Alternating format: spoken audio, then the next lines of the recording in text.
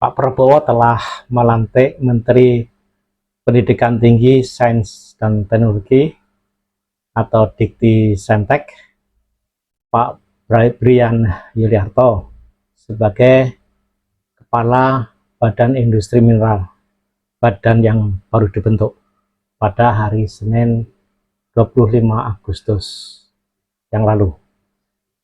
Apa strategisnya badan ini sih? Apakah bisa membuat pertumbuhan ekonomi Indonesia melonjak? Apakah bisa mengubah nasib bangsa kita, mengingat Indonesia adalah surganya mineral? Apakah badan ini juga akan mampu menggulung mafia tambang dan mineral? Apakah badan ini juga akan mampu melawan backing yang sangat kuat di balik illegal mining dan juga ekspor ilegal? Mungkin kita semua berharap dan menaruh harapan yang tinggi kepada badan yang baru ini. Tapi ya bisa berujung pada kekecewaan jika hal tersebut tidak kesampaian. Ikuti videonya.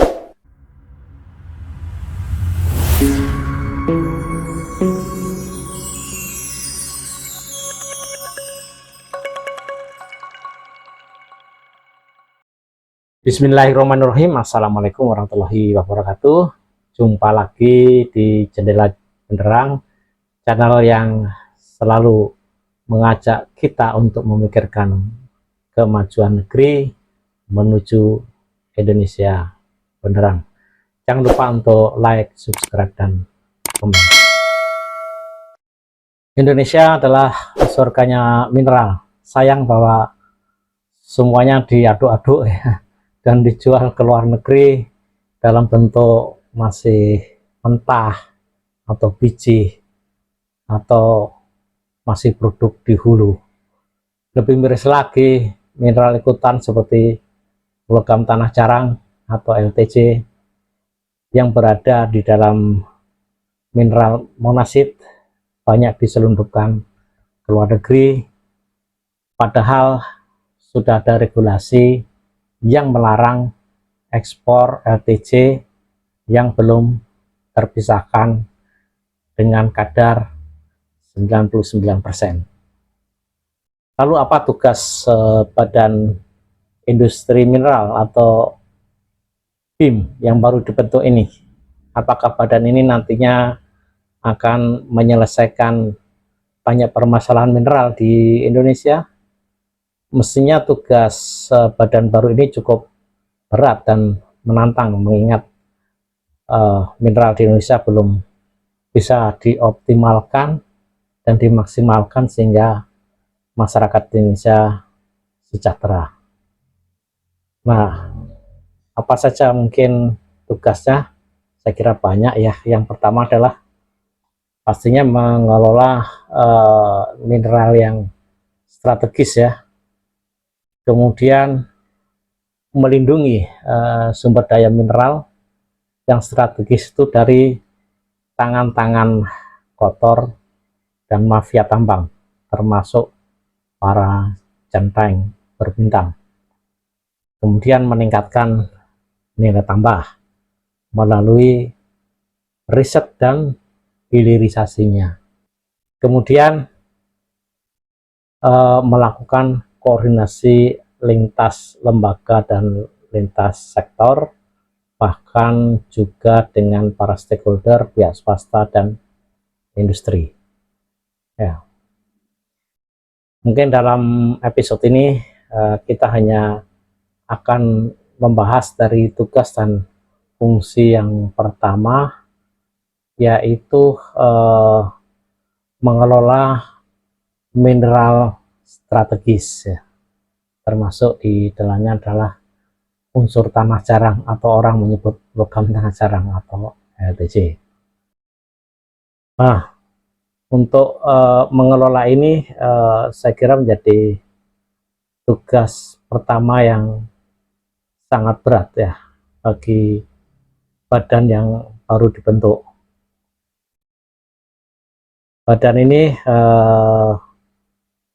dibentuk untuk mengelola material yang vital bagi industri dan khususnya sebenarnya industri pertahanan untuk kedaulatan nasional. Jadi kami paham mengapa Pak Prabowo membentuk badan ini, karena beliau seorang militer, tentu saja ingin meningkatkan kapasitas dan kapabilitas kita di dalam pertahanan.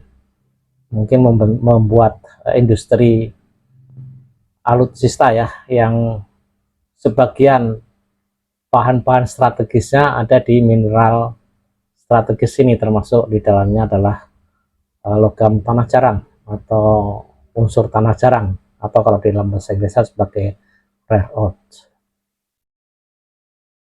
Apa sih unsur tanah jarang itu?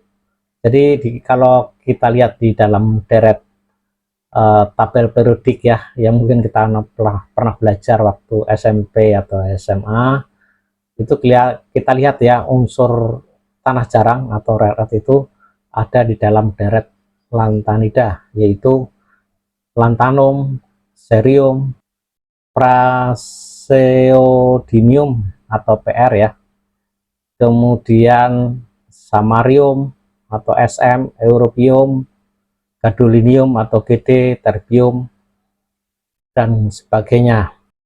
Dan juga ditambah golongan 3B, yaitu yttrium ya, yttrium dan scandium.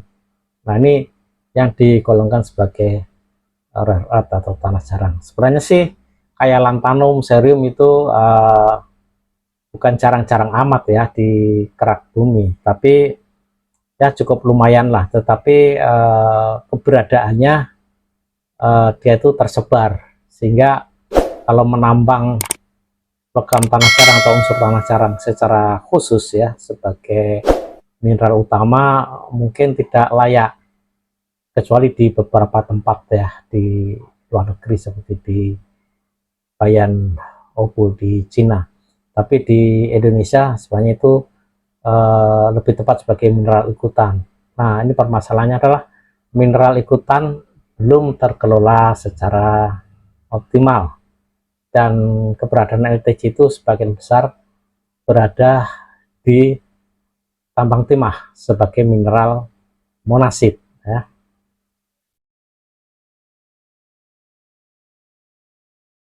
Kemudian juga dari sisi riset, sebenarnya dulu Batan sudah pernah melakukan proses pemisahan ya, karena Batan mempunyai concern terhadap kandungan monasit yang ada di dalam kasiterit timah. Itu kira-kira monasitnya ada 1% ya, ada 1% dari tambang atau biji timah tersebut. Dan di dalam monasit tersebut ada yang namanya unsur uranium yang sangat bermanfaat untuk industri nuklir. Kemudian thorium, ini memang saat ini belum banyak dikembangkan, tapi ini adalah energi masa depan. Kemudian ada unsur tanah jarang sampai 60% ya kandungannya di dalam monasit tersebut, dan fosfat yang bisa digunakan sebagai pupuk.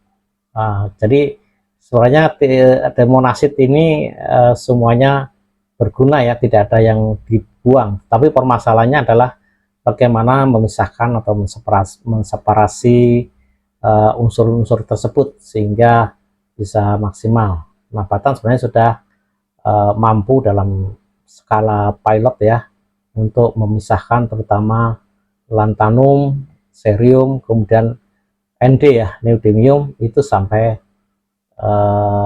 terpisah unsurnya dalam bentuk oxide dan sudah tidak mengandung unsur radioaktif. Dan juga Batan dulu sudah berusaha untuk melakukan riset pemisahan thorium dan uraniumnya dari monasit, sehingga paling tidak itu bisa dimanfaatkan. Bahkan gadolinium juga sudah dipisahkan oleh teman-teman kita juga dari Tekmira di SDM di Bandung ya. Dan ini saya kira waktu itu sudah terjadi simbiosis ataupun kerjasama yang saling menguntungkan juga dengan sumber atau raw material yang diberikan oleh PT Timah.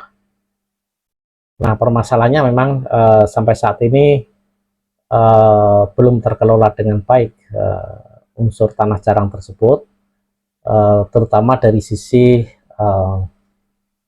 pasokannya ataupun monasit yang tersimpan, mungkin banyak yang hilang ya di sini ya. Nah, sebabnya seperti apa ya, mungkin kita semuanya sudah tahu lah mengenai rumitnya pertambangan di Indonesia. Nah, apakah badan ini nantinya akan mampu untuk menjalankan tugas, salah satu tugasnya aja, nih salah satu tugas yang untuk mengelola mineral strategis. Tentu ini harus bekerja sama atau ya beriringan dengan Kementerian SDM, karena masalah perizinan pertambangan ada di SDM, sehingga bagaimana nanti industri itu bisa tercipta, itu harus ada supply yang kontinu. Nah, adanya supply yang kontinu dari produksi timah, ya berarti tidak boleh ada pelanggaran-pelanggaran untuk menjual secara ilegal mineral-mineral ikutan. Di samping monasit sebenarnya masih di timah itu masih ada kayak ilmenit dan juga senotim, zirkon ya, yang semuanya sebenarnya sangat bermanfaat untuk industri. Nah, sebenarnya apa sih nilai strategisnya dari unsur tanah jarang tersebut? Nah, ini sebenarnya pertanyaan yang sangat menarik. Jadi ya, semua industri yang kita pakai saat ini ya, seperti HP milik sobat jendela penerang semuanya, laptop, komputer, kemudian mobil, industri kabel yang tahan terhadap panas, kemudian struktur di reaktor nuklir, ada magnet, baterai, laser, katalis, bahkan juga untuk industri pertahanan ya, sistem ataupun cat anti radar yang pernah dilakukan risetnya oleh Patan dan bahkan sudah diuji coba di kapal TNI Angkatan Laut dan berhasil tidak terdeteksi oleh radar.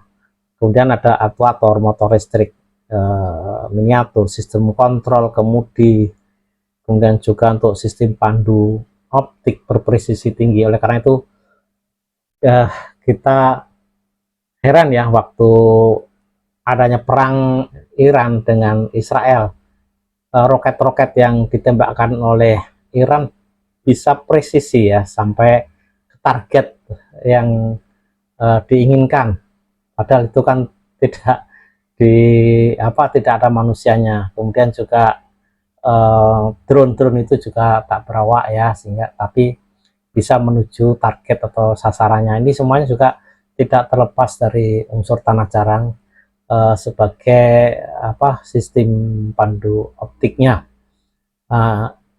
Tentu saja ini menjadi menarik perhatian dari Bapak Presiden, karena beliau seorang militer yang tentu ingin mengembangkan sistem persenjataan dan pertahanan yang mutakhir di Indonesia. Dan kalau monasit ini sampai sekarang tidak dikelola dengan baik, tidak dijaga dengan baik, ya pasti akan lari keluar, karena orang butuh makan, orang butuh uang ya saat ini ya gitu ya. Jadi yang mungkin tidak akan ditunda ke depan, tapi kebutuhan saat ini, sehingga ya secara otomatis itu akan terjadilah ilegal ekspor ya, perdagangan antar pulau dulu ya lewatnya seperti itu, kemudian baru diekspor. Nah, ini bagaimana badan ini nanti bisa tetap menjaga, tetapi juga sekaligus kan harus memikirkan kemungkinan-kemungkinan yang buruk atau dampak yang buruk bagi masyarakat yang selama ini sudah menikmati illegal mining ya, dengan menambang kemudian mengolah sedikit dan kemudian mengekspor secara ilegal. Nah ini kan harus ada solusi-solusi yang win-win solution ya kedua belah pihak. Oleh karena itu memang nantinya tetap diperlukan satu industri ya, industri berbasiskan mineral ikutan ini, baik itu LTC-nya, thoriumnya, uraniumnya, maupun juga fosfatnya, sehingga menjadi industri yang terpadu. Dan sebenarnya Batan sudah melakukan studi kelayakannya ya dulu, khususnya untuk tanah jarang. Dari tanah jarang aja sudah bisa menghasilkan keuntungan asal suplainya secara kontinu. Tetapi menurut hitung-hitungan sih sebenarnya bisa ya dilakukan kalau produksi timah itu 1 juta ton per tahun, maka sebenarnya monasit itu bisa diproduksi sekitar 2000 ton per tahun, sehingga ini saya kira bisa melakukan suplai ke pabrik secara kontinu. Dan ini juga memang harus dikelola oleh pemerintah karena tidak mungkin didirikan secara sendiri-sendiri oleh para pemilik monasit, tetapi itu memang harus dikumpulkan dulu supaya critical mass untuk sebuah pabrik itu bisa dicapai. Nah, ini mungkin kita mengulas dari apa yang pernah dilakukan di Cina ya saat ini, karena mereka menguasai pasar LTC atau logam tanah jarang itu 90%. Hampir semua negara tergantung kepada Cina untuk mendapatkan bahan baku tanah jarang itu untuk menghidupkan industri-industri majunya, termasuk Amerika juga ya. Jadi pada tahun 92 pemimpin Cina waktu itu adalah Deng Xiaoping ya. Ini ketika mengunjungi pertambangan LTC terbesar di Cina, yaitu di Bayan Obo, mengatakan there is oil in Middle East, there is rare earth in China. Jadi kalau Timur Tengah itu mengandalkan minyak ya sebagai tambang emasnya dan juga diplomasi ya dunianya ya, dia menggunakan minyak. Nah, Cina itu bercita-cita ya waktu itu rare earth itu sebagai minyaknya di Cina, yang di sini juga bisa dijadikan sebagai alat diplomasi politik di dunia.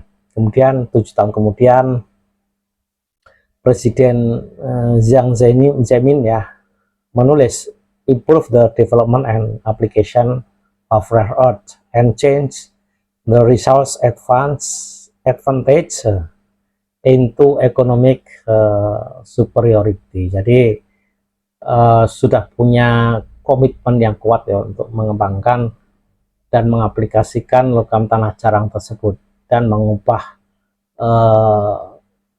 keunggulan sumber daya tersebut menjadi superioritas ekonomi. Nah ini saya kira visi ini memang perlu ya untuk para pemimpin Indonesia. Apakah sudah punya? Jangan hanya wah ini menguntungkan secara ini jadi dijual saja.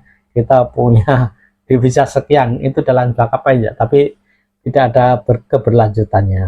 Ya, bahkan kita ingat juga Presiden Xi Jinping ya pernah mengancam Amerika jika macam-macam akan menyetop ekspor tanah jarang ke Amerika. Ini bisa kelimpungan Amerika kalau di stop tanah jarangnya, karena sebagian besar industrinya, industri majunya termasuk industri pertahanannya sangat bergantung pada tanah jarang ini.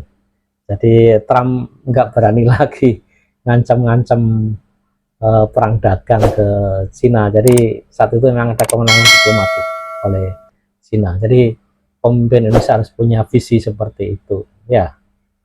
Ya, tanah jarang telah digunakan sebagai senjata diplomasi tingkat tinggi. Oleh karena itu jangan sia-siakan monasit yang sudah tertambang bersama timah atau kasiterit. Tinggal bagaimana kita mengelolanya. Jangan ada lagi jual beli antar pulau yang ujung-ujungnya adalah penyelundupan ke luar negeri ya. Jangan ada lagi backing-backingan, itu sikat saja Pak Prabowo ya yang membackingin untuk jual beli mineral ikutan strategis siapapun, katanya jenderal pun juga akan disikat semuanya. Mudah-mudahan apa yang diomongkan Pak Prabowo benar dan dilaksanakan dan komit ya, jangan hanya omong-omong saja. Semua diolah di dalam negeri untuk memenuhi kebutuhan dalam negeri, itu prioritasnya, supaya Indonesia bisa menjadi negara superior, negara adidaya, negara besar yang tidak dipandang sebelah mata oleh negara manapun. Demikian, semoga apa yang kita bicarakan hari ini banyak memberikan pembelajaran, lesson learn, dan juga manfaat ya pada kita semuanya. Mudah-mudahan semua mineral ikutan itu bisa dimanfaatkan sebesar-besarnya untuk kepentingan kemakmuran seluruh rakyat, bukan hanya segelintir orang. Demikian, billahi taufik wal hidayah. Wassalamualaikum warahmatullahi wabarakatuh.